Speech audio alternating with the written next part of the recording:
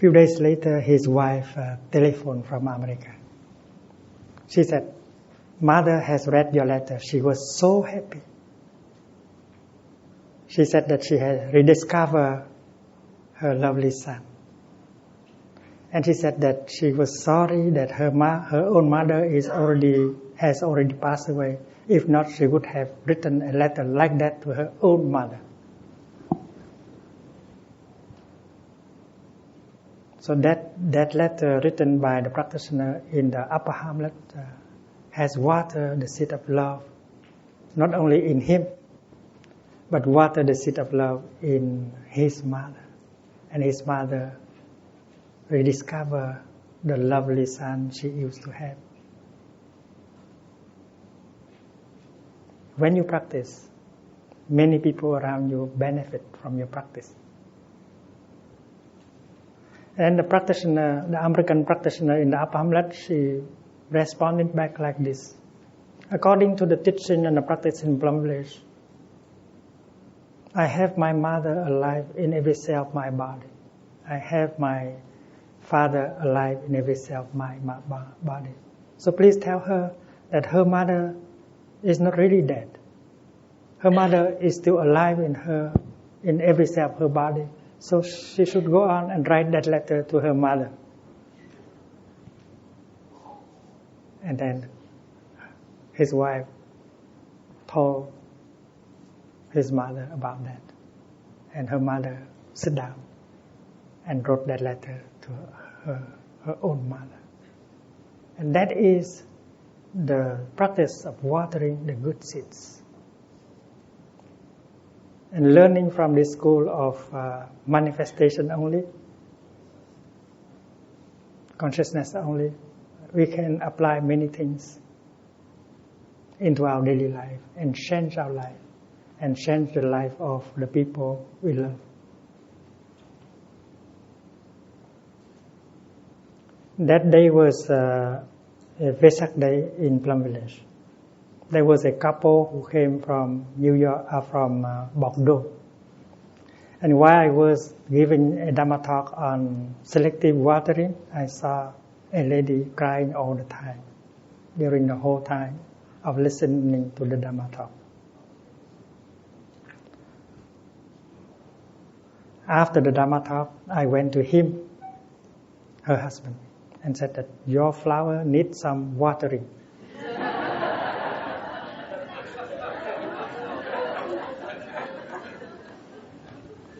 So after the silent lunch, they drove home, and during that time he drove home, which lasted 1 hour and 15 minutes. He practiced watering his flower. And when they got home, the children were very surprised because her mother was blooming like a flower, very joyful. In fact, the gentleman knew how to water the flower, but he needs someone to remind him to do so. To water a flower is not difficult at all. You know the talents, the virtues, the goodness of the other person. You need to recognize these virtues, these positive things, and express your gratitude for these positive virtues in him or in her. And then you can transform her after half an hour or 1 hour. So this practice of selective watering is very effective. It can change very quickly yourself. It can change very quickly the other person.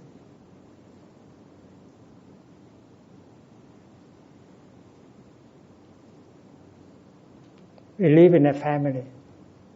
Maybe we have a hectic life. We don't have time for each other. We have to get the time to look at each other, to tell each other the things that can water the seeds of joy, happiness, hope in the other person. Mother, I'm so happy that you are still alive with me.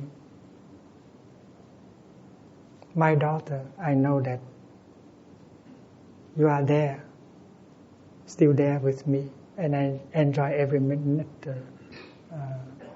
your presence. There very simple things to say. And they express the truth that we are mindful of the conditions of happiness we still have. We cherish, we treasure the conditions of happiness that are still available. Someone said that happiness is something that you don't recognize when it is there, but when you lose it, and then you know that you just lost it.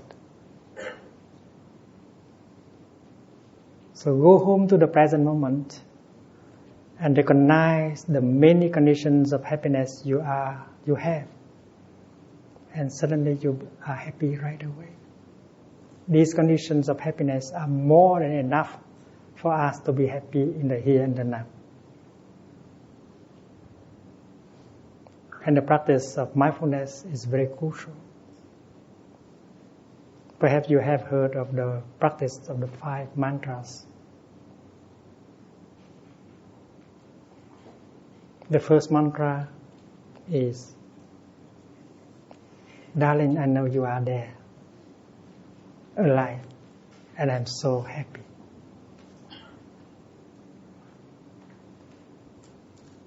The son should be able to tell his father or his mother such a thing.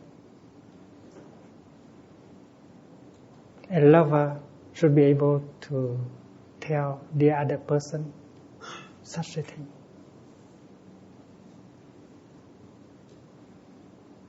In fact, we are grateful that the other person is there. Imagine she's not there, he's not there. We will suffer. So mindfulness makes it possible that we recognize the presence of the other and cherish that presence. So go to the other person, look into her eyes and say, "Darling, I know you are there. I am so happy." This is the first mantra. And you don't have to practice it in Sanskrit or Tibetan. You can practice in your own language. And you see that a transformation will take place right away. And that is the practice of mindfulness. I know a young man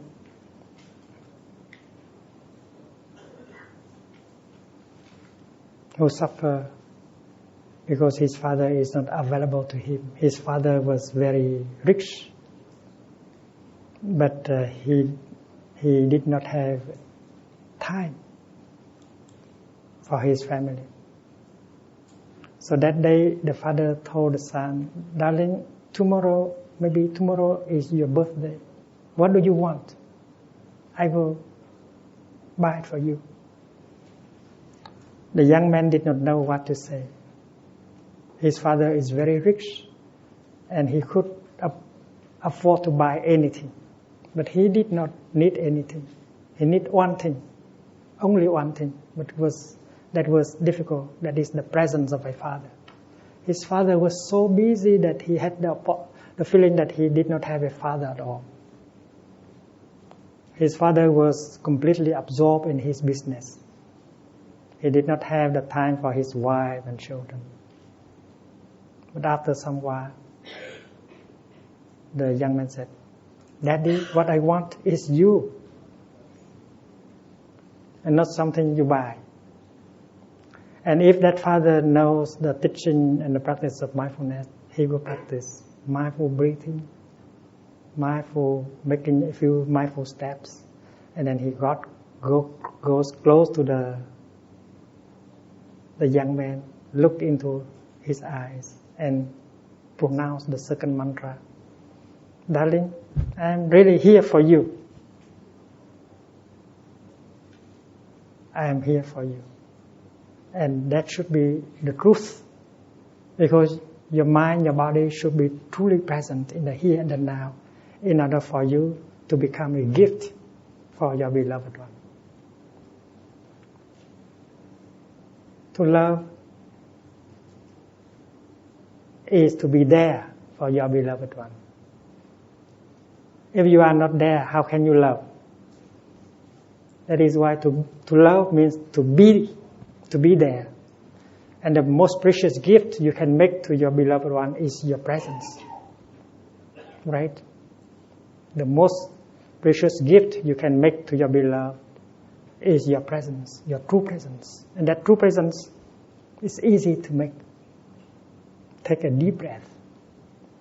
Go home to yourself. Take a few steps. Go home to yourself and be present 1% in the here and the now. And suddenly you have something to offer to your beloved one. Darling, I'm really here for you 100%. That is the greatest gift. If you are a lover, remember that.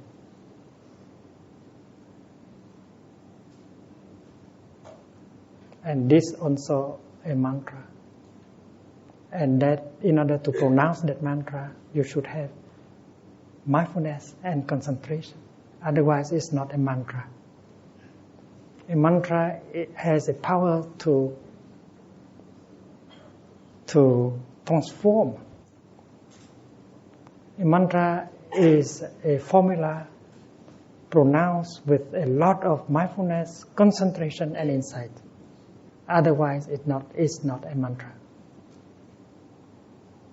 And every one of us can practice these mantras every day, several times. Darling, I'm here for you. Even when you use your portable phone, you can practice the mantra. Even when with a computer, you can practice the mantra. Darling, I'm always there for you. Darling, I know you are there. I'm very happy. You embrace your beloved one with the energy of mindfulness. To love means to be recognized as existing. Suppose you drive your car and you think of many things, and she's sitting just close to you, but she's not in your attention. Your attention is focused on many, many things except her. She's not happy because she is not in the realm of your attention. She will wither as like a flower without water. So to love someone is to recognize him or her as existing. And that mantra is just for that. Darling, I know you are there and I'm very happy. It means using the energy of mindfulness, you embrace your beloved one. Darling, I know you are there and I'm very happy. The third mantra is when your beloved one suffers. Because you are mindful, that is why you know, you are aware that something does not go well with your beloved one. And that is the moment when you have to recite the third mantra. Darling, I know you suffer. That is why I am here for you. When you suffer, and your beloved one ignore that you suffer, you suffer more. But if your beloved one is aware of your suffering, and then you suffer less. And that is why the third mantra is to bring a relief right away to him or to her. Darling, I know you suffer. That is why I am here for you. Before you can do anything to help, you can already bring a lot of relief by practicing the third mantra. And this is the practice of Buddhism. Very simple and very effective. And right away, you don't need 8 years or 10 years in order to get the result. Darling, I know you suffer. That is why I'm here for you.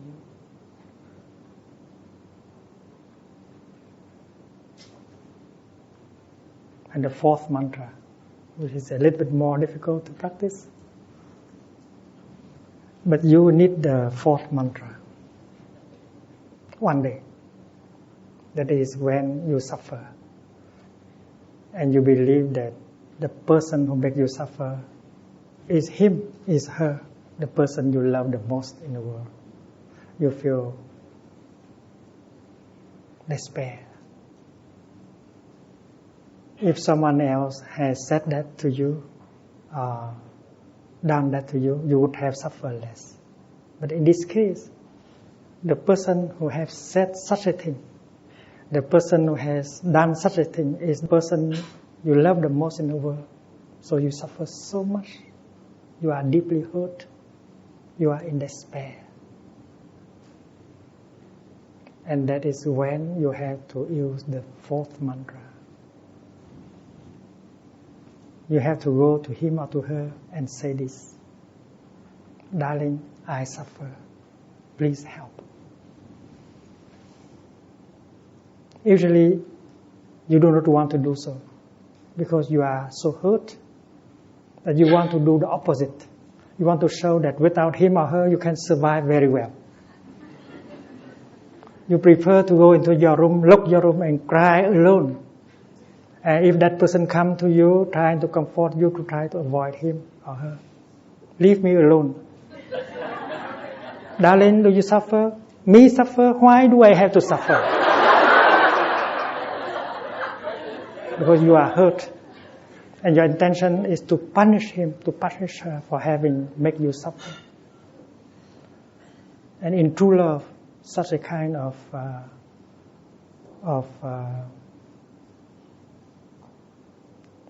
amor propre. Tiếng Anh là gì? Pride. That kind of pride should not be there. In the beginning, you have vowed to each other that you will help each other and share with each other happiness and suffering. So that pride should not be there. It is a factor of separation. So you should overcome that obstacle and go to him and go to her and practice the fourth mantra. Darling, I suffer. Please help. It means, I don't understand why you have said such a thing to me. I don't know why you have done such a thing to me. I suffer. Please explain. In Plum Village, we have a formula, a practice that we use when we get angry.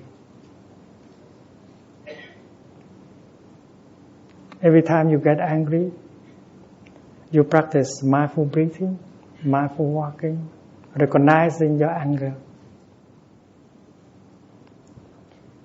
and get a relief. And then you look deeply into the nature of your anger. And you might discover that because you are so sensitive, the other person did not want to make you unhappy, but because the seed of anger in you is too important. That is why you might have been victim of a wrong perception. So you practice looking deeply in order to liberate yourself from the anger. But if after 24 hours of practice, you don't succeed in transforming your anger, and then you have to practice the fourth mantra. You have to go to him or to her to tell him or her that you are angry, that you suffer, and that you need his help or her help. And if you are not calm enough to do so, you might like to use a sheet of paper and you write it down. There are 4 sentences. The first sentence is, Darling, I suffer, and I want you to know it. You have to tell the truth. You have to be direct. Darling, I suffer. And I want you to know it. The first sentence. And if you can bring yourself to write down that sentence, you begin to suffer less right away. Please try and see. It means that I don't know, I don't understand why you have done such a thing to me. I don't understand why you have said such a thing to me. Explain. The first sentence, darling, I suffer and I want you to know it. The second sentence, I am practicing. Because I am a practitioner, I have received instructions from my teacher that when I get angry, I should not say anything or do anything. I should go back to my breathing, my walking, in order to recognize my anger, embrace it tenderly, and look deeply into it. So I am practicing. So the second sentence can inspire respect on the part of your partner. I am practicing. I am not reacting like a non-practitioner. I am taking good care of myself. I am practicing. And that is an indirect invitation for the other person to practice also. And he or she will ask the question, what have I said? What have I done to make him or her unhappy like that? So this is also an invitation for the practice. The second sentence.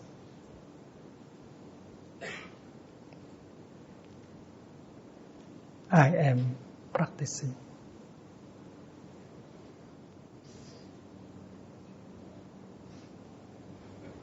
I am doing my best. I am practicing, or I am doing my best.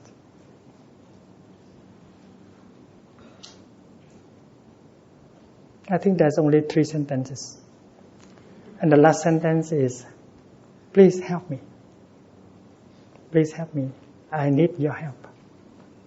There's no pride. I need your help. Please explain to me why you have done such a thing to me. Please explain to me why you have said such a thing to me. Please help. I'm sure that after having written down these 3 sentences, you feel better. And you should deliver that that message to him or to her before the deadline of 24 hours. That is the practice of plumblage. You should not keep it for you alone more than 24 hours. You have to email him, email her, or send him or her a fax with these 3 sentences. And while waiting, you continue to practice. And if you find out that your anger has been born from your own wrong perception, you have to communicate with the other person right away and apologize.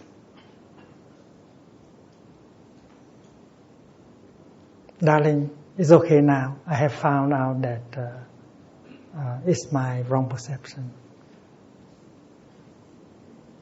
So don't worry. Or if you are the other person, and then you should practice, you know that the other person, your partner, is suffering, and you have to ask the question as what you have done, what you have said to make him or her suffer in that way.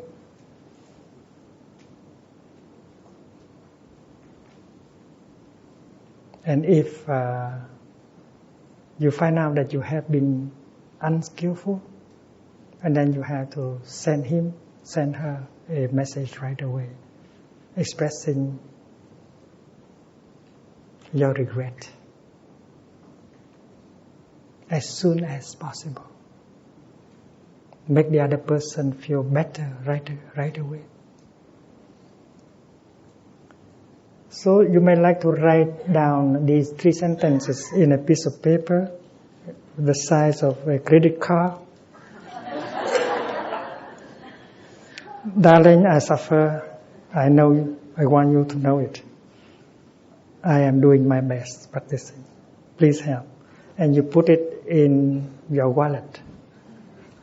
And every time you suffer, you are angry at him or her, breathe in, breathe out. Take your wallet and take this message out. And you know what to do and what not to do. This is the Buddha in your wallet.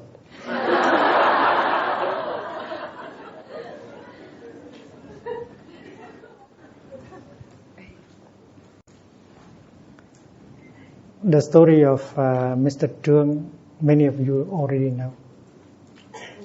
This is a tragedy taking place in Vietnam many centuries ago. He went to the war, and during that time, his wife gave birth to a little boy. And after the war, he was released from the army, and he went home, Mr. Trương. And she was so happy to learn about that. She went with the little boy to meet him at the gate of the village. And they cry happily in the arms of each other. And according to the Vietnamese tradition, you have to announce the return, the good news to the ancestors. In Vietnam, every house has an ancestral altar. And the practice is every day to light a stick of incense and to offer to the ancestors, to remove the dust on the altar, or to change the water in a flower pot. And the few minutes you do that is the few minutes you connect with your ancestors. It's very important practice to get connected to your ancestors. And you have to announce to your ancestors the most important events that take place in your family. If you give birth to a baby and then you have to offer an offering, you make an offering on the altar and announce your altar to your ancestors that a baby has been born to the family. Your ancestors have the right to know, to be informed. And if you marry your daughter to the young man in the other village, you also have to inform your ancestors. They have the right to know. So you keep in touch with your ancestors. And this is, I think, is very good practice. You don't get alienated from your ancestors. You always feel rooted in your ancestors. I think you stay healthy because you are deeply rooted in your tradition, in your ancestors. And I hope that this tradition will be alive for a long time. An ancestral altar in the house, and you practice connecting with your ancestors every day. So, according to the tradition, the young mother had to go to the market to do some shopping, to prepare an offering to be placed on the altar of the ancestors. And left alone with the little boy, the young father tried to persuade him to call him daddy. But the little boy refused to do that. No, mister, you are not my daddy. My daddy used to come every night. And my mother talked to him every night. And every time my mother sit down, he sit down. When my mother lie down, he also lie down.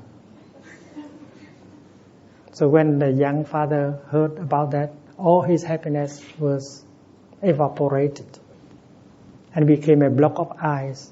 He did not smile anymore. He suffered so much. When the young mother came home from the marketplace, he did not look at her anymore. He did not answer her question anymore. And the young mother began to suffer also. And she did not understand why. In fact, there is no one intruding into the family. During his absence, one day the little boy came home very dirty. And he said, "Mommy, everyone in the hamlet has a father. Where is my father?" So it's difficult for the lady to explain about the war, military service and so on. So she pointed to her own shadow projected by the kerosene lamp on the wall and said, "This is your father. Greet your father. Hello, father. Good evening, daddy." So the little boy believed that the shadow of his mother is his father. And in fact, she talked to her own shadow every night. My good husband, my dear husband, you have been away for a long time. How could I alone raise our child? And she cried. And of course, when she sit down, the shadow will sit down. And when she lie down, the shadow will lie down. That is baby talk.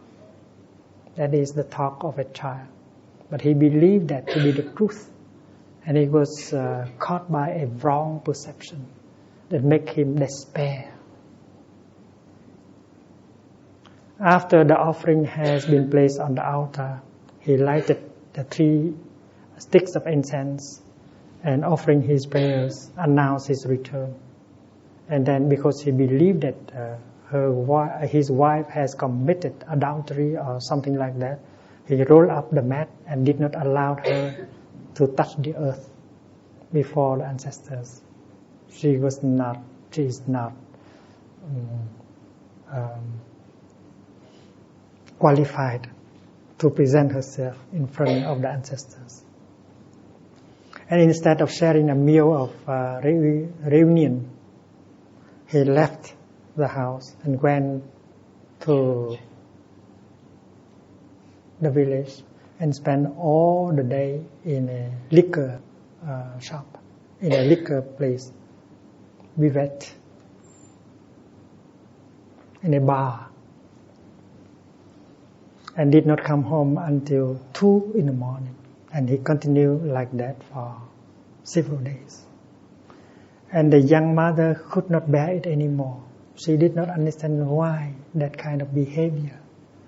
He did not look at her. He did not answer her questions. And finally she was despair and she jumped into the river and she was drowned. And when the young father learned about the tragedy, he tried to go home and take care of the little boy. And that night when he lighted the kerosene lamp, suddenly the little boy said, "Mister, he is my daddy. He used to come every night like that, and my mother used to talk to him and cry a lot with him." And now the young father began to understand that is only a wrong perception. But it's too late. His wife is already dead. A tragedy took place just because of misunderstanding, wrong perception. If the couple knew the 4th mantra, they would have saved their happiness.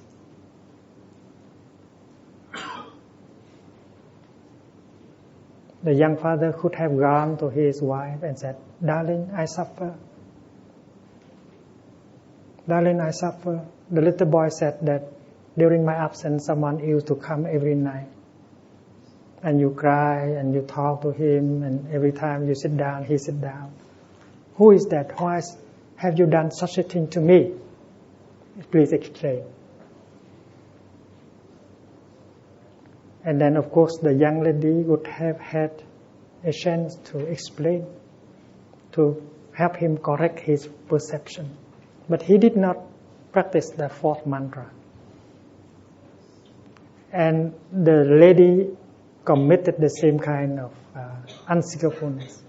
If she had gone to him and said, "My dear husband, I suffer.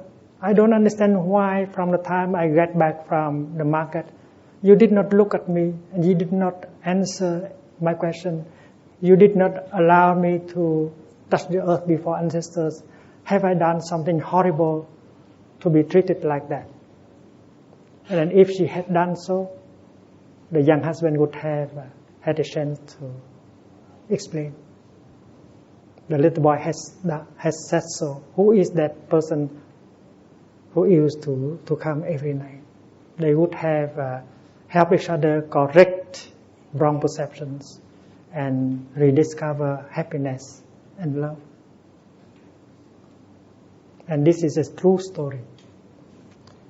The villagers learn of the tragedy and they come together and build a shrine for the young mother, whose name is Thiếu Phụ Nam Sương. His name is Giàng Trương. Her name is Thiếu Phụ Nam Sương. And it was during the dynasty, the Lê dynasty. And the emperor one day went by that place and asked about the origin of the shrine. And people in the village told him the tragedy. He was so moved that he wrote a poem about that. Nghi ngút đầu gần tỏa khói hương, miếu ai như miếu vợ chàng Trương. A very lovely poem. And everyone in Vietnam knows about this story. A true story. I really don't want my friends to step into the footprints of this couple. Next time,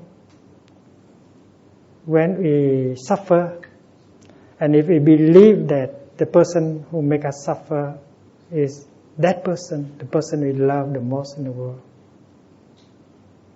don't behave. Let us not behave like this couple. We should practice the fourth mantra. We have to go to him or to her and say, "Darling, I suffer. Please help. Please explain why."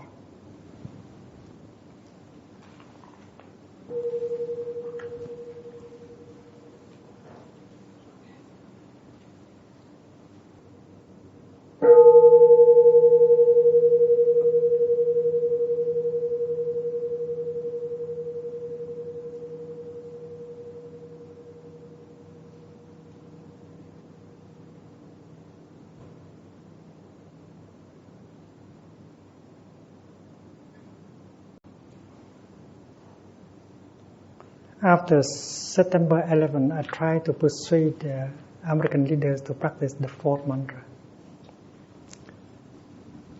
I said Americans should look into the direction of the terrorist and with a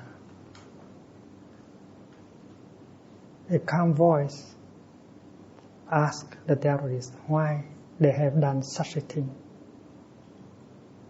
to America. Dear friends over there, we suffer very much. We don't understand why you have done such a thing to us. Have we done something horrible to you that you wanted to punish us like that? Have we tried to destroy you as a religion? As a way of life, as a nation, as a race? We do not have the intention to destroy you as a religion or as a civilization. Please explain to us why you have done such a thing to us. Maybe we have done something or said something that gave you the impression that we want to destroy you. But we don't have that intention. Please tell us. And that is a form of practice. This in the line of the fourth mantra. I was in America during that time. September 11th, I was in the state of California.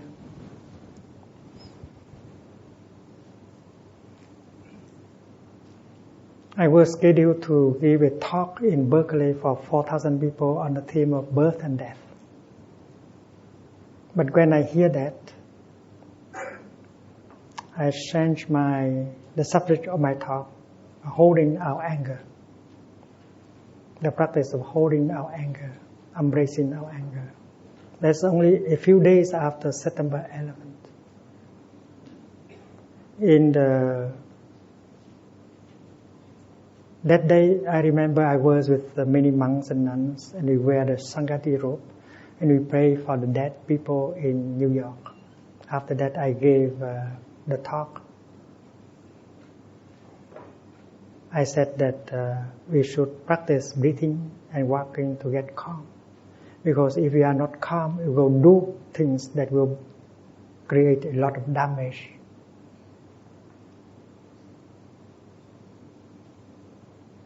And without the calm, we should not do anything. So our practice is to calm down our emotion. Because I noticed that there was a lot of anger, a lot of fear in America. Collective anger, collective fear, very dangerous. When I boarded an airplane, I saw the fear in the face of every passenger. And the pilot tried to say something to make them less afraid, but it did not work at all. I was in a plane and I looked at everyone. I saw the fear and the anger. And that is a national fear, national anger and confusion. And I knew very well that acting on the basis of fear and anger and confusion will cause a lot of suffering. So it was my proposal that America should practice calming down, and then after that practice the fourth mantra, listening deeply to understand why they have done such a thing. And if we listen well, we will know what kind of perceptions are behind all that kind of action. I try my best to help America that day. After that, I gave another talk in New York City at the Riverside Drive Church. And we practiced the same. The first part of the talk is meditation of calming down. Andrew Young came with me. We visited Ground Zero and we prayed for the people who died during the attack.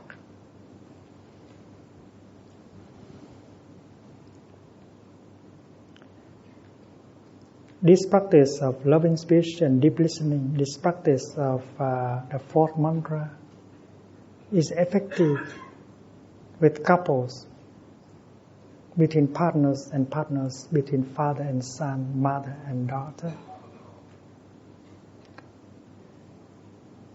between groups and nations. In fact, Plum Village had sponsored many groups of Palestinians and Israelis to come to Plum Village and practice. In the beginning, it's very hard for the two groups to look at each other and to accept each other, because each group has a lot of fear, suspicion, anger, blame. So the Sangha, the international Sangha in Plum Village, helped them to calm down, to recognize their emotion, their fear, their hate, their suspicion. And that is the practice during the first week. And after that, we initiated the practice of deep listening and looking deeply. And we sit there with them and brought our support to their practice. You are supposed to listen only and not to stop the other party. Allow them a chance to empty their heart, to get a relief.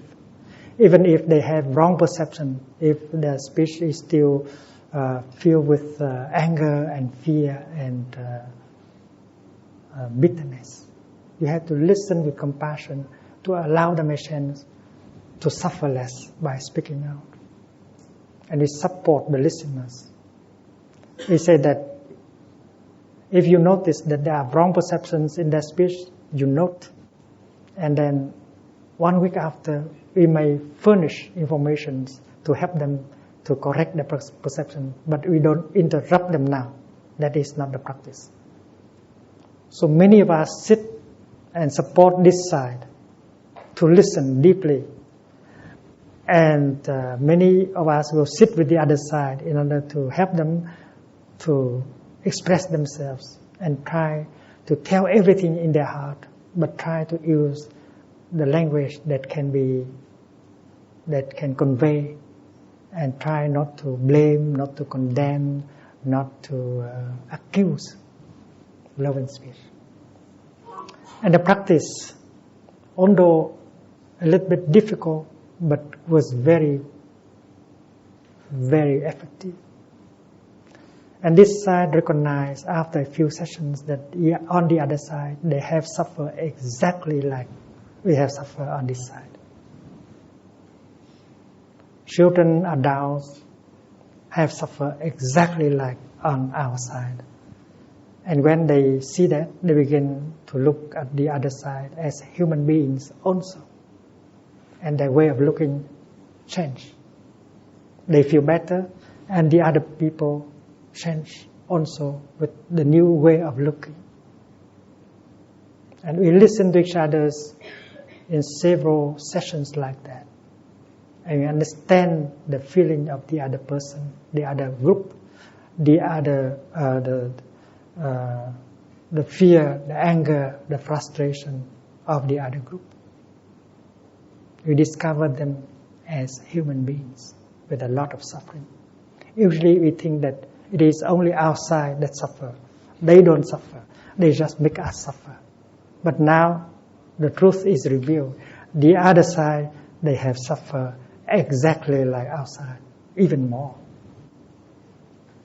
So when you understand like that, suddenly your hate, your anger die down, and you are able to look with compassion. This is a big transformation.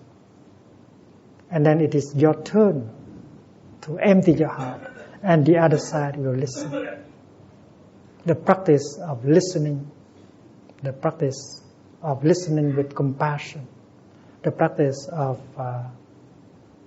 expressing with the language of loving kindness is very important to help remove wrong perceptions, bring about mutual understanding and peace. And finally, it was possible for both groups to share a meal together, to hold hands and practice walking meditation together. Peace become a reality between the two groups. And finally, the Sangha, both groups came to report to the Sangha about the achievement. And they have found peace, brotherhood, mutual understanding. And before they go back to the Middle East, they always promise to set up a Sangha in order for other people to come and practice and suffer less. We have Sanghas in the Middle East now. It's more difficult for the Palestinians to come to France because many have to go another way to France. And also, Plum Village has to work hard with the Ministry of Foreign Affairs in order to grant them visas.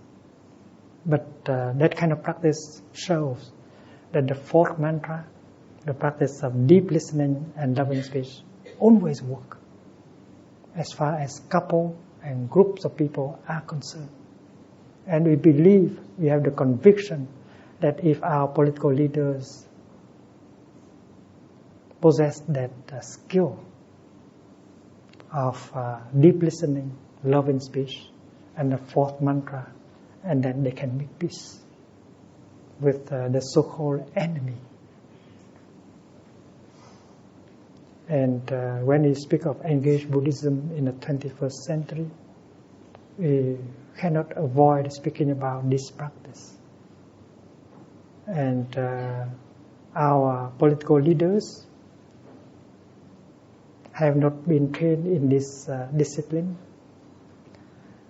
And a spiritual dimension should be adopted so that the people will not be